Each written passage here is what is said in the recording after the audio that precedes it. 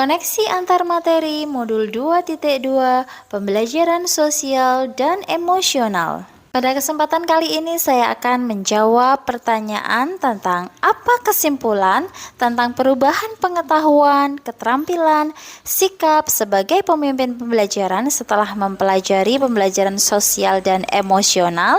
Perubahan yang saya rasakan yaitu yang pertama meliputi perubahan pengetahuan. Saya menjadi lebih memahami bahwa pembelajaran sosial dan emosional tidak kalah penting dengan pembelajaran akademik. Pembelajaran sosial dan emosional bertujuan untuk menciptakan pembelajaran yang aman dan nyaman agar seluruh individu di sekolah dapat meningkatkan kompetensi akademik dan kesejahteraan psikologis atau well-being secara optimal. Lalu perubahan keterampilan yang saya rasakan yaitu saya mulai bisa mengimplementasikan pembelajaran sosial dan emosional kepada murid saya baik melalui pengajaran eksplisit maupun terintegrasi dalam praktik mengajar yang saya lakukan. Sedangkan perubahan sikap yang saya rasakan yaitu saya semakin menyadari bahwa pembelajaran tidak hanya bertujuan untuk membuat murid pintar secara akademik. Pembelajaran bertujuan untuk membantu murid menebalkan garis-garis kekuatan yang mereka miliki.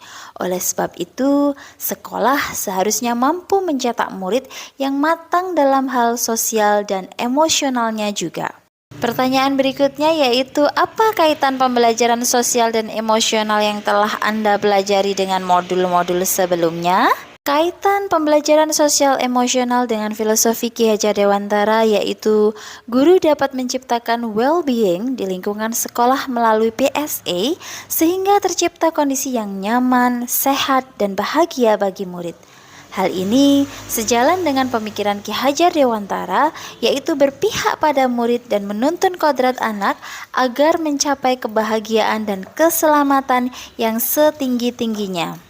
Kaitan PSE dengan nilai dan guru penggerak yaitu dalam proses pelaksanaan PSE, guru bisa berkolaborasi dengan seluruh warga sekolah. Hal ini sesuai dengan nilai guru penggerak yang bersifat kolaboratif.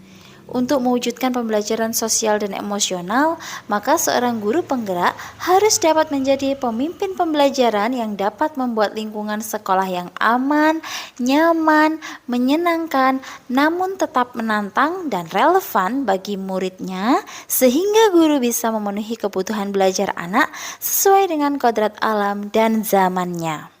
Kaitan PSE dengan visi guru penggerak dan budaya positif yaitu PSE dapat terwujud jika seorang guru penggerak memiliki visi yang dapat menciptakan perubahan budaya positif sehingga menghasilkan murid yang berkarakter dan berdampak ke arah yang lebih positif.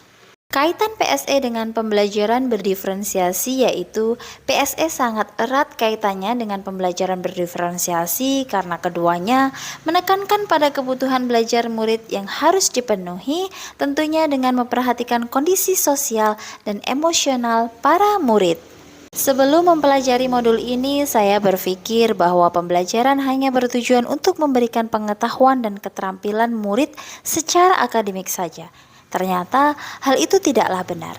Pembelajaran juga bertujuan untuk membekali murid dengan kompetensi sosial dan emosional supaya mereka memiliki kesadaran diri untuk dapat memahami dirinya sendiri dan orang lain. Memiliki manajemen diri untuk mengelola emosi, memiliki kesadaran sosial supaya peduli terhadap orang lain, memiliki keterampilan berelasi untuk berkomunikasi secara efektif dengan orang lain, serta memiliki kemampuan untuk dapat mengambil keputusan yang bertanggung jawab terhadap pilihan-pilihan yang ada. Apa hal mendasar yang perlu dipelajari berkaitan dengan kebutuhan belajar dan lingkungan yang aman dan nyaman untuk memfasilitasi seluruh individu di sekolah agar dapat meningkatkan kompetensi akademik maupun kesejahteraan psikologis atau well-being?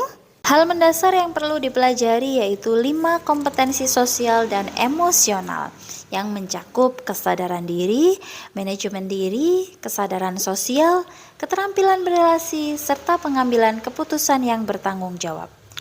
Penerapan pembelajaran sosial dan emosional harus berbasis kesadaran penuh atau mindfulness. Hal ini dapat dilakukan dengan teknik stop atau beberapa teknik lainnya.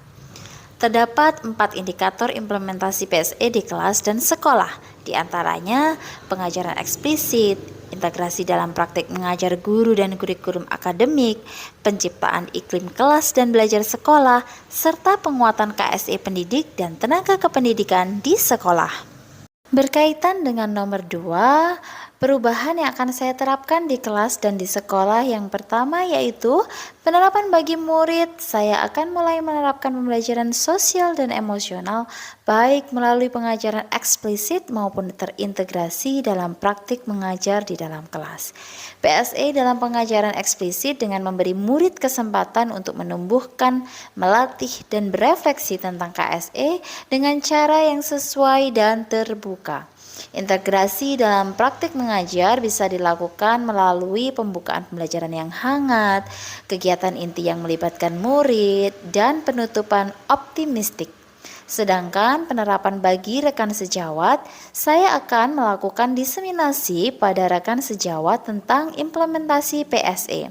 Selain itu, perlu pula dilakukan penguatan KSE terhadap rekan sejawat yang dapat dilaksanakan melalui 3 cara, yaitu menjadi teladan, belajar bersama, dan berkolaborasi. Demikian tadi koneksi antar materi yang bisa saya sampaikan. Terima kasih atas atensinya. Salam dan bahagia.